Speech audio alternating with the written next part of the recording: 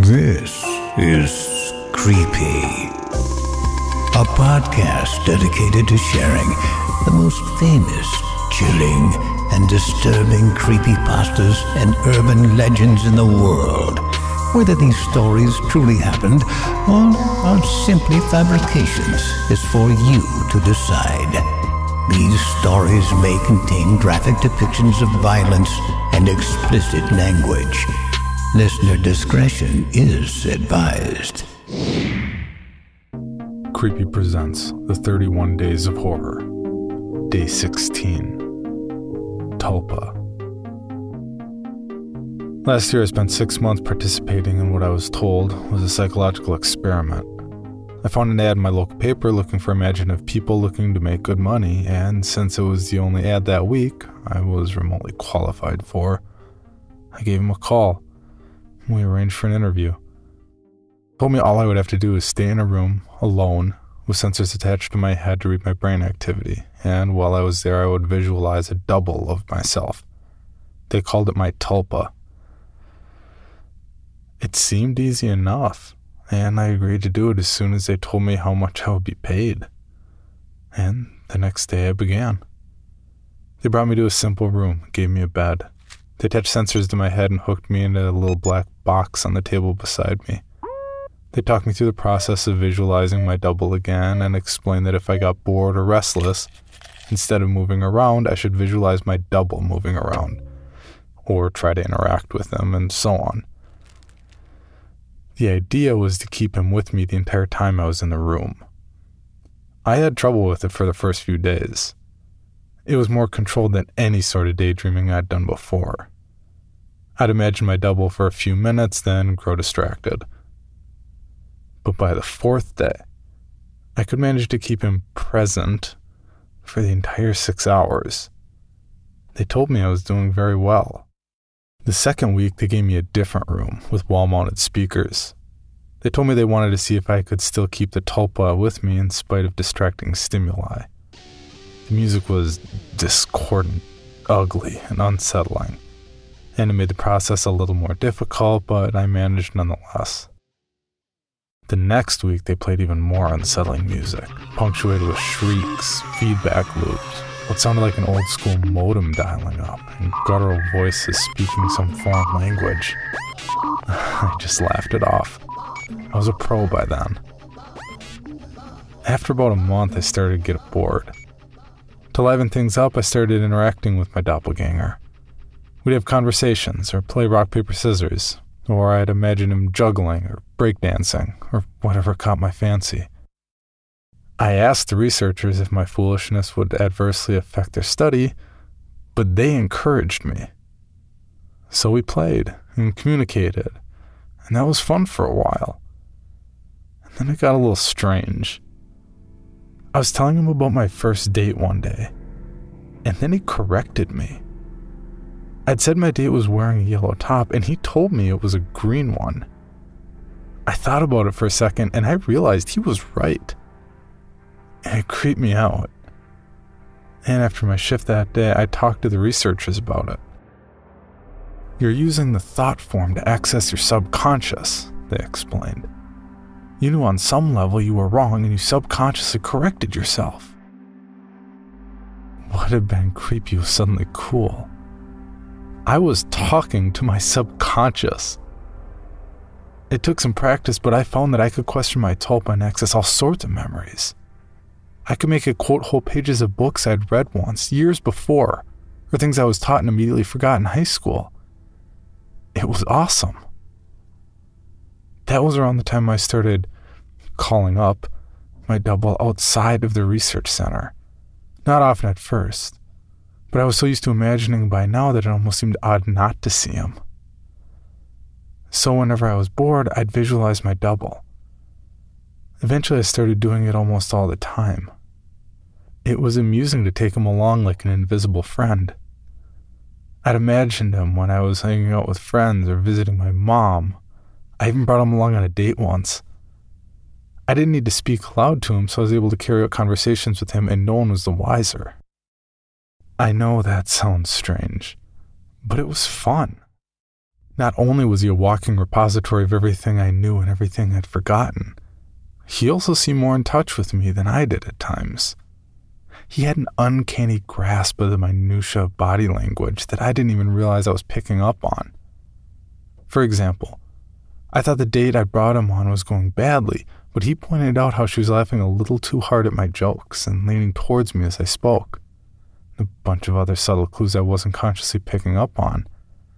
I listened and, let's just say that the date went very well.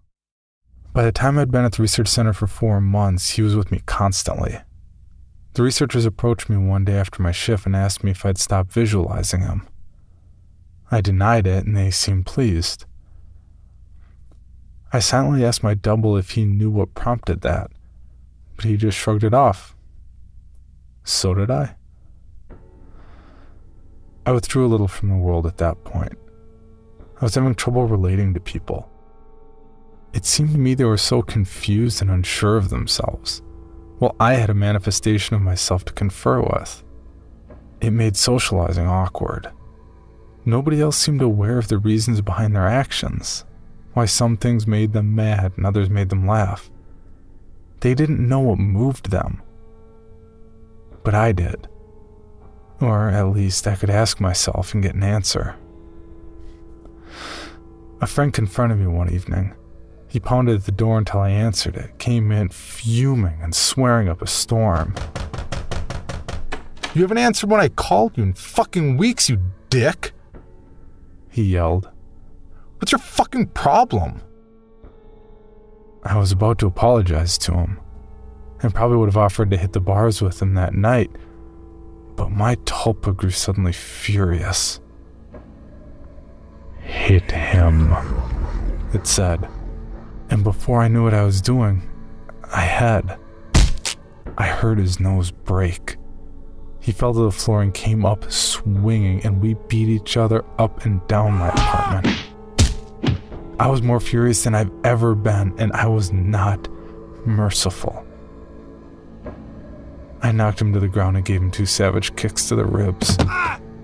And that was when he fled, hunched over and sobbing. The police were by a few minutes later, but I told him that he'd been the instigator. And since he wasn't around to refute me, they let me off with a warning. My Tulpa was grinning the entire time.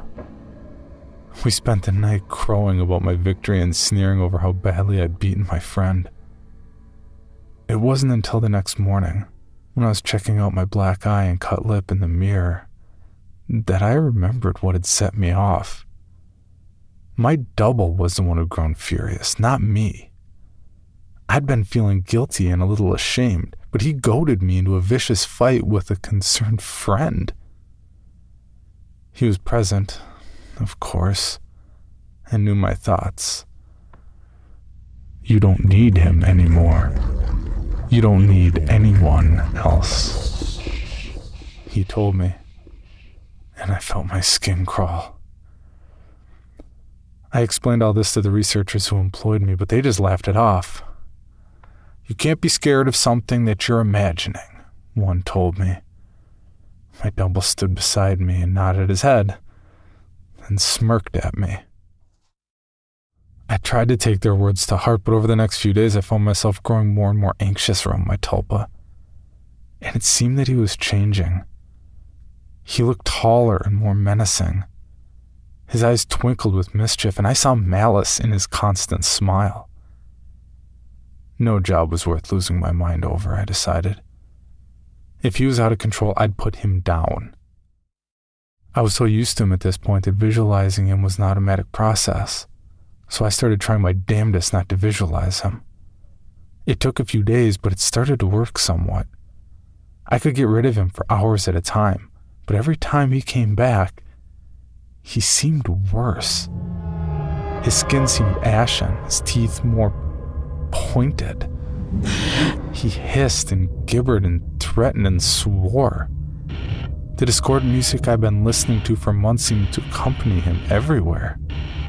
Even when I was at home, I'd relax and slip up, no longer concentrating on not seeing him, and there he'd be, and that howling noise with him. I was still visiting the research center and spending my 6 hours there. I needed the money, and I thought they weren't aware that I was now actively not visualizing my tulpa. I was wrong. After my shift one day, about 5.5 months in, 2 impressive men grabbed and restrained me, and someone in a lab coat jabbed a hypodermic needle into my body. I woke up from my stupor back in the room, strapped into the bed, music blaring, with my doppelganger standing over me, cackling. He hardly looked human anymore. His features were twisted. His eyes were sunken in their sockets and filmed over like a corpse's. He was much taller than me, but hunched over. His hands were twisted and the fingernails were like talons. He was, in short, fucking terrifying. I tried to will him away, but I just couldn't seem to concentrate. He giggled and tapped the IV in my arm. I thrashed my restraints as best I could, but could hardly move at all. They're pumping you full of the good shit, I think. How's the mind? All fuzzy. He leaned closer and closer as he spoke. I gagged. His breath smelled like spoiled meat. I tried to focus, but couldn't banish him.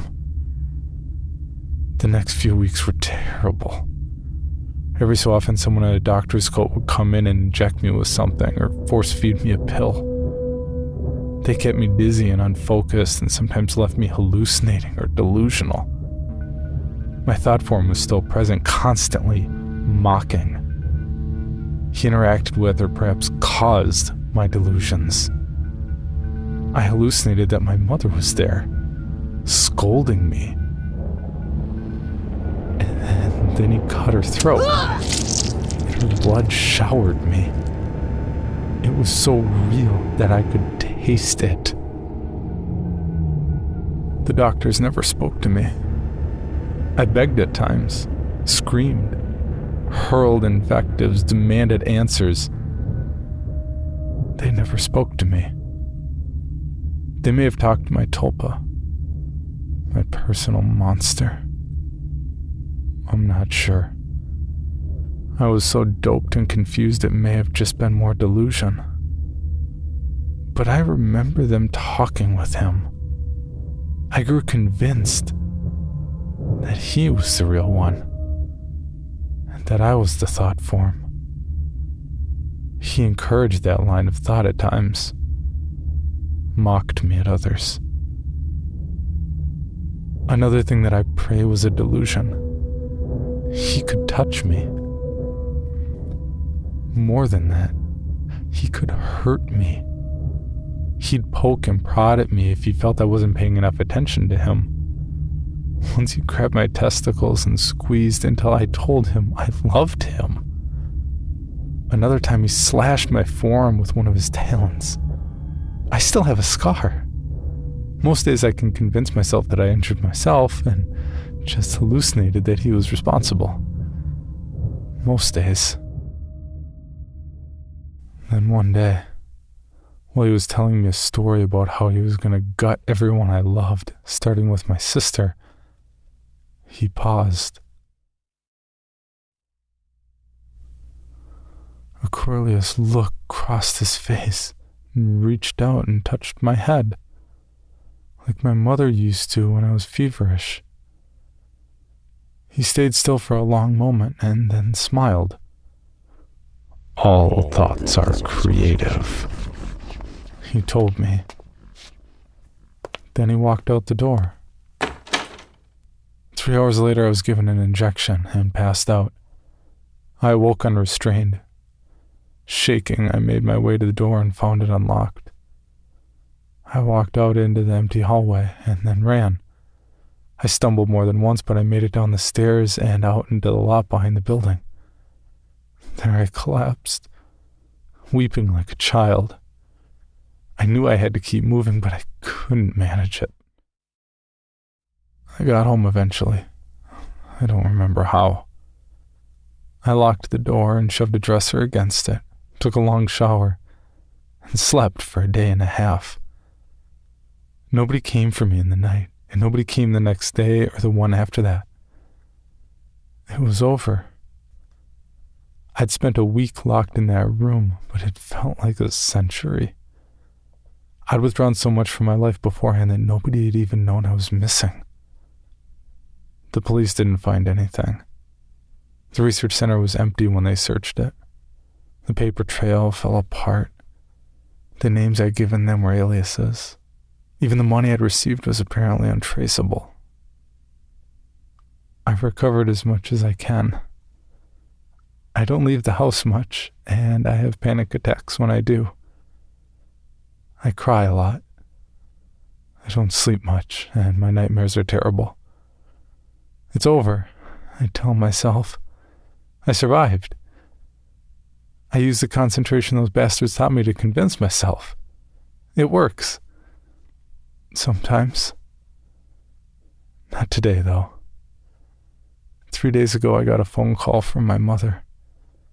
There's been a tragedy. My sister's the latest victim in a spree of killings, the police say. The perpetrator mugs his victims, and then guts them.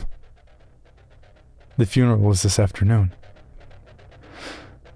It was as lovely a service as a funeral can be, I suppose. I was a little distracted, though. All I could hear was music coming from somewhere distant. Discordant, unsettling stuff. That sounds like feedback, shrieking, and a modem dialing up. I still hear it. I hear it still.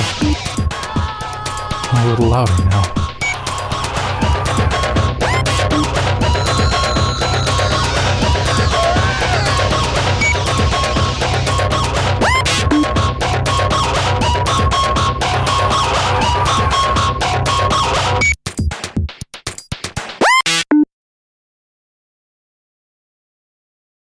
Hello everyone, I'm Rob Weeks, and if you're hearing my voice, it means you have great taste. Go you, because if you're hearing this, it means you're choosing creators who are actively trying to make the world a better place. This time through the charitable organization known as Roll for Change. Roll for Change is a nonpartisan community of creators working together to advocate for a more inclusive and just society. What does that mean in real life terms? We run charity streams to help people. Our first stream raised upwards of $3,000 for the Trevor Project, the nation's leading LGBT suicide prevention organization. Our next stream is to benefit the American Immigration Council. What is the council and why are we trying to help them? Well, the council promotes and defends laws and policies that honor our proud history as a nation of immigrants, and seeks to drive a rational public discussion on immigration. They believe that immigrants deserve a fair opportunity to make their case before immigration officials, that immigrants strengthen America by bringing skills, talents, and new energy to our economy, that America's doors must remain open to those who come in search of safety and protection, and that it is important to have honest debates driven by the facts, not fear. The stream will happen Saturday, October 21st from 2 p.m. to 8 p.m. Pacific Standard Time at twitch.tv/rollforchange. But here's something new we're doing. If you can't make it to the stream or just don't want to wait to donate, you don't have to. Starting right now, you can go to bit.ly/rollforchange. That's the numeral 4, all lowercase. Or you can text council space your donation amount space the name you want credited with the donation to 41444 and follow the instructions. That's it. With your help now, we could get a huge jumpstart and blow our goal away during the stream. And it's never too early to start helping. Join Roll for Change and the American Immigration Council family in ensuring justice and fairness for immigrants. Follow us on Twitter and Facebook at Roll4Change for updates, and follow the council at IMMCouncil. Thanks for listening. Enjoy the show.